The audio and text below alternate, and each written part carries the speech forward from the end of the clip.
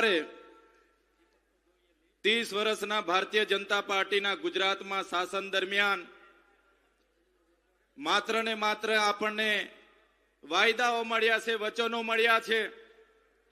દેશના વડાપ્રધાન મોદીજી એક બાજુ ખેડૂતની આવક ડબલ કરવાની વાતો કરે છે, આત્મનિર્ભર ભારત બનાવવાની વાતો કરે છે,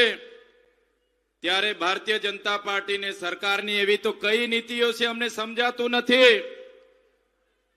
કે અનાજનો ભાવ દિવસે ને દિવસે વધતો જાય છે અને અનાજ ઉગાડનાર ખેડૂત દિવસે ને દિવસે ગરીબ થતો જાય છે। આ ધરતી માતા પર એ ધરતી માતાને ખેડીને જ્યારે ખેડૂત બીજ મૂકે છે, પોતાના સમગ્ર કુટુંબ પરિવાર એમાં પસીનો વેવડાવે છે। સૂકો દુકાળ હોય, લીલો દુકાળ હોય, અતિવૃષ્ટિ હોય, માવઠાનો માર હોય, ખાતરની અછત હોય, રાત દિવસ ઝેરી જાનવરોની ચિંતા કર્યા વગર જ્યારે આપણા ખેડૂત ભાઈઓ પોતાનો કાચો માલ લઈને જ્યારે માર્કેટમાં જાય છે, ત્યારે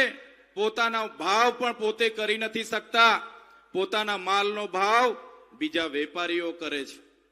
અને આ વેપારીઓ દ્વારા, એમના ભાજપના મળતિયાઓ દ્વારા જે કટકી કરવામાં આવે અને એ કટકીના કડદા પ્રથા સામે આ વિસ્તારના ખેડૂતો જ્યારે લડ્યા, આ વિસ્તારના આગેવાનો રાજુભાઈ કરપડા, પ્રવીણભાઈ રામ રળિયા,